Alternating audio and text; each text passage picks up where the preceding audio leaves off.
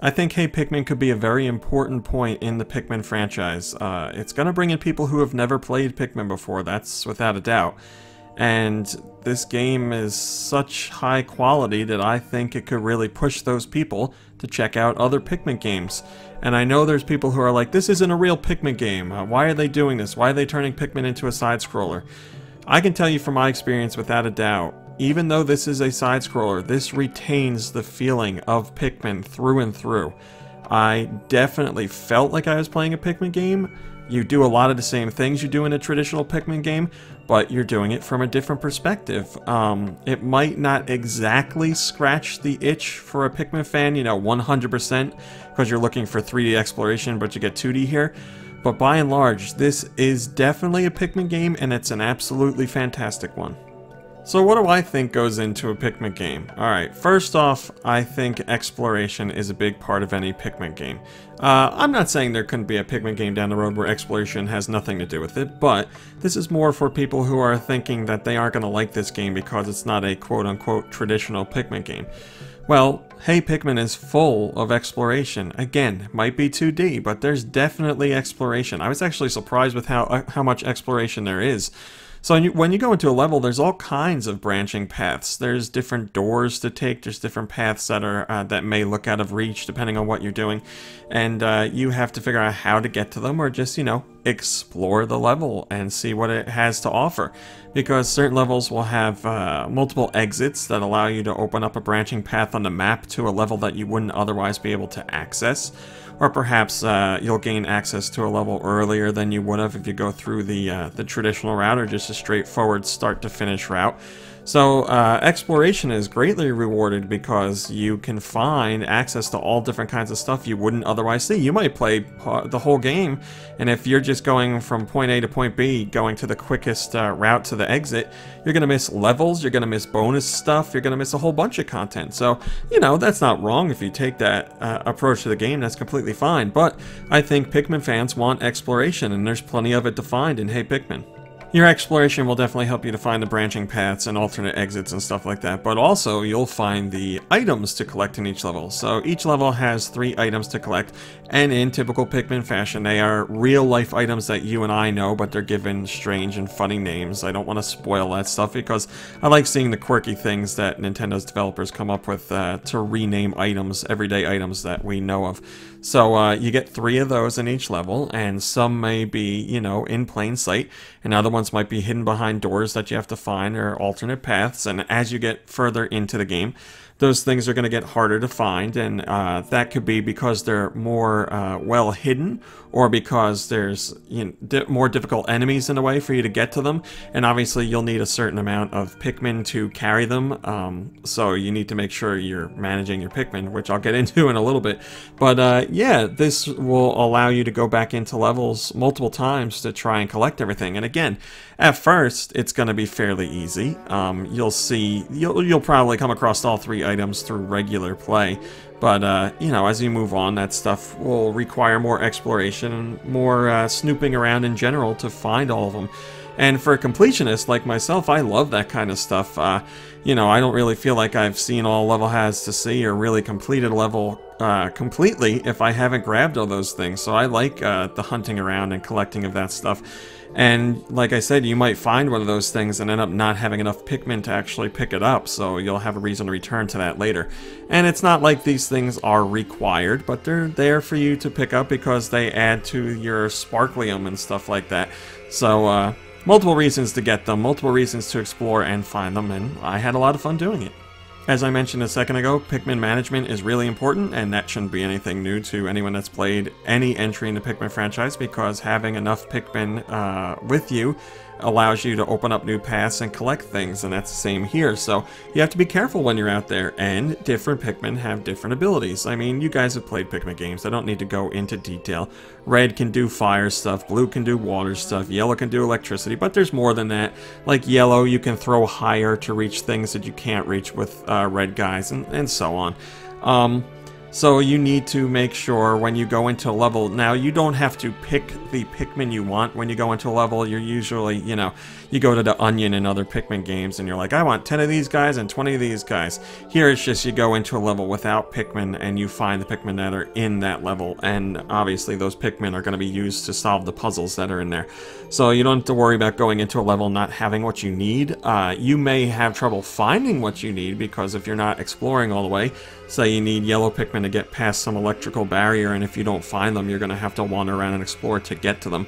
Or perhaps they may just be blocking an item to collect or an alternate path later on, and if you don't have them, you can't go that way. You got to go a different direction. So again, leads to you going back into levels and exploring them. But yeah, you have to manage your Pikmin well. You have to make sure they don't all get eaten in fights that are coming up, and you can swap between them just by touching on the touchscreen, and they automatically separate like that. So ease of use is ridiculously simple, and it's all about keeping what you have on you. You don't want to lose them, and sometimes it's going to be tough. If they're off screen, you'll eventually get a radar thing that lets you see where they are, but you still need to get to them, or at least get in range of them to use the whistle to call them back. But yeah, if they get eaten by an enemy, you are out of luck. The only way to get those back is to restart the level completely. So you either push on, go to the exit, and then retry, or you just like, nope, I'm gonna restart right now. I can't take it, which is usually what I did, because I can't stand losing them. But you know, you can play either way. It's up to you. But you need to have the right type of Pikmin to do the right type of things. And you won't ever get to a point where you're like stuck in a level where you can't get to the end because you don't have the right type of Pikmin. But you will get to points where you can't access certain things and will be required to go back in to complete the level fully. Hey, Pikmin's controls couldn't be simpler for the most part. I mean, pretty much for the entire game you're using the touchscreen, and you're using the directional pad or the circle pad. You move Olimar with the circle pad or directional pad, and you use the touchscreen to throw Pikmin. And that's about it. You tap on the enemies that you want to hit, you tap on the, you know, the bricks you want to break, you tap on the blocks you want to move. You tap on your whistle icon to get them to come back to you, and then there's also a jetpack icon where you can touch that and Olimar will be able to hover a certain amount of feet in the air for a limited amount of time, which lets you reach areas that you might not be able to get to with all your Pikmin. And sometimes you'll reach areas that you need to go in and do quickly and come back out to recollect your Pikmin because your Pikmin can't follow you up there. So those are neat little challenges that crop up, and you'll get an indicator on screen that'll let you know, like, your Pikmin number's blinking red, and it's like, uh-oh, I gotta get back to my Pikmin now.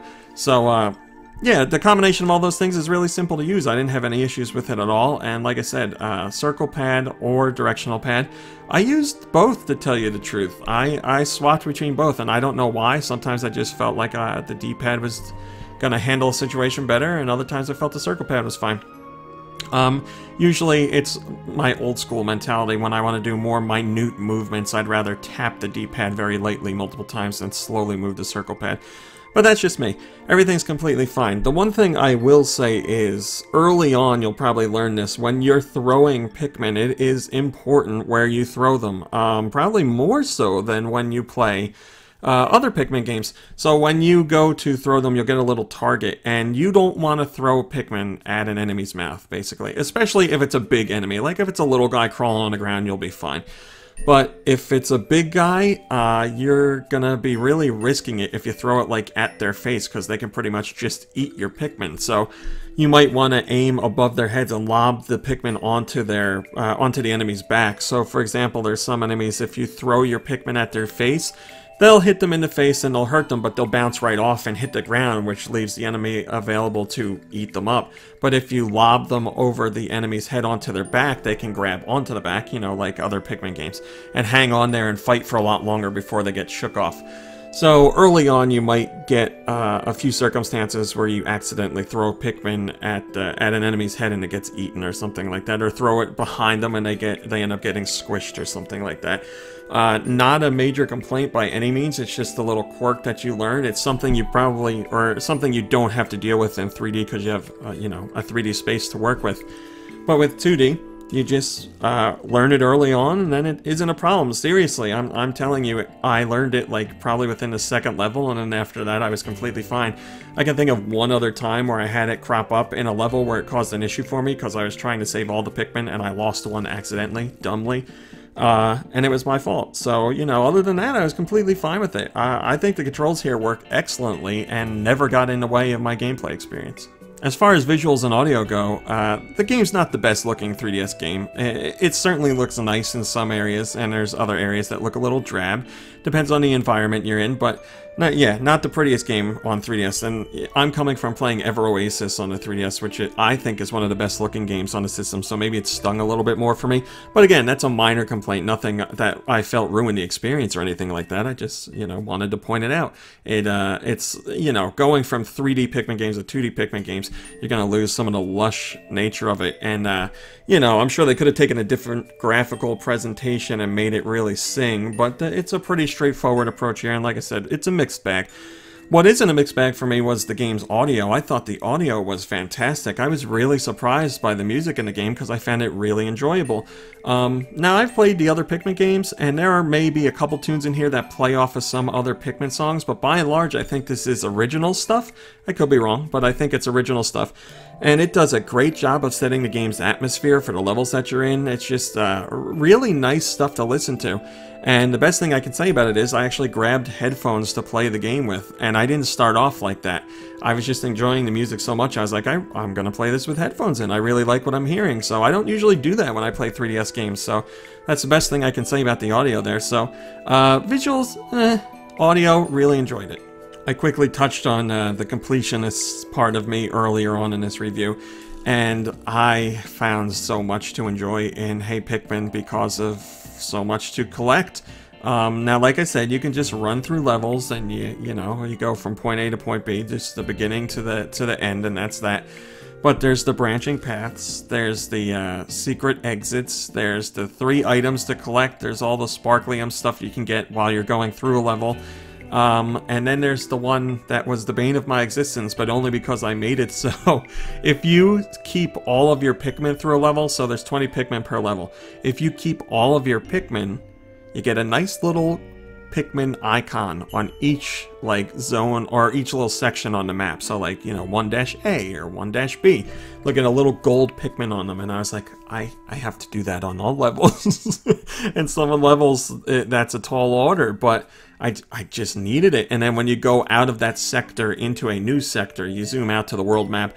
If you've made it through every level while retaining all your Pikmin, including the boss battle, you'll get a little gold Pikmin icon on the whole sector. And I was like, well, you know, I need that. I need to be good to these Pikmin.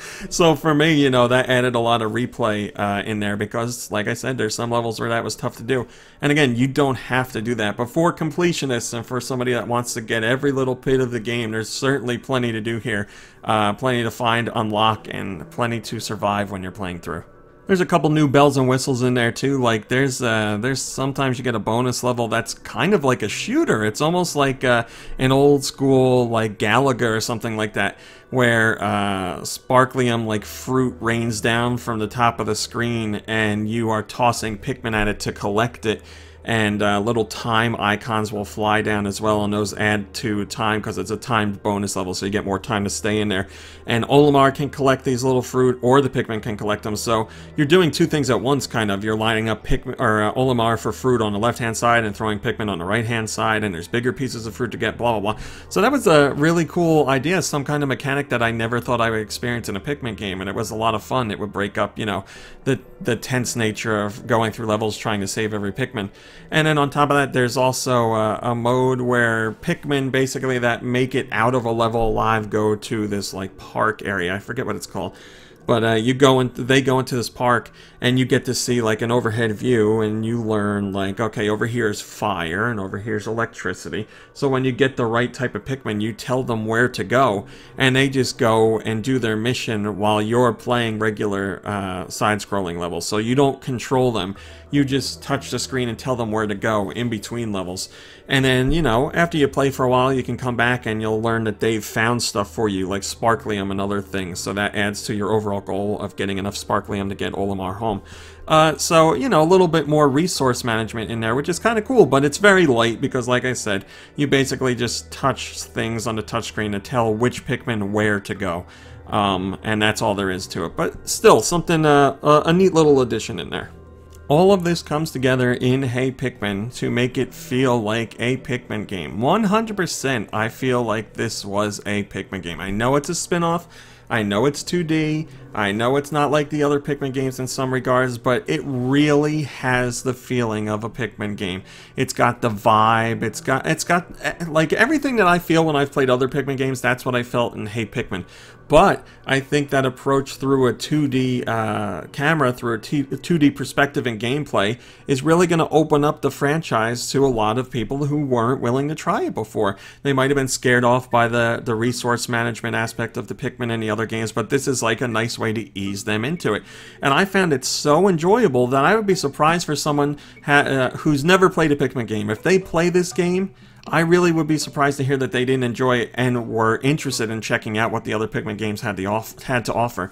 So I think this could be a really important game for the Pikmin franchise. I know we're later in the 3DS's life, I know not as many people are going to pick this up, and I know it's got the barrier to get over for fans who won't play this game because they don't feel it's a regular Pikmin game, but I feel that's a really big loss. I feel like they're missing out on an excellent adventure. I really enjoyed this game, and to tell you the truth, you can go back on posts on Go Nintendo, and I think I might have mentioned it on videos here as well. I was worried about the game before I got hands-on with it because Arzest is the developer, and Arzest, I feel, has a really mixed past with Nintendo games over the years. I've played some that I liked, I've played some that I didn't like, and I was a little iffy when I heard they were making this, but I honestly think this is their best game. I don't know, who at Nintendo worked on it and how much of Arzest did what, but it came together, man. It came together into a fantastic experience. I really enjoyed it. So if you're a Pikmin fan, I really don't think you should miss out on this game. I think it's absolutely amazing. A great type of adventure for the 3DS. Plenty of stuff to do, really addicting, and you get that Pikmin vibe. So yeah, if you're on the fence, don't be on the fence. Check this one out. Hey guys, RMC here from Go Nintendo. If you like what you saw in the video, why don't you give us a thumbs up and maybe even subscribe? We'd love to have you. If you want to see what else we're up to, you can check out GoNintendo.com for 24-hour Nintendo news. You can visit us on Facebook at facebook.com/GoNintendo. You can check us out on Twitter at twitter.com/GoNintendoTweet. And we're even over on Instagram at instagram.com/GoNintendo. I put all the links in the description just to make it easier for you guys to follow. Thanks a lot!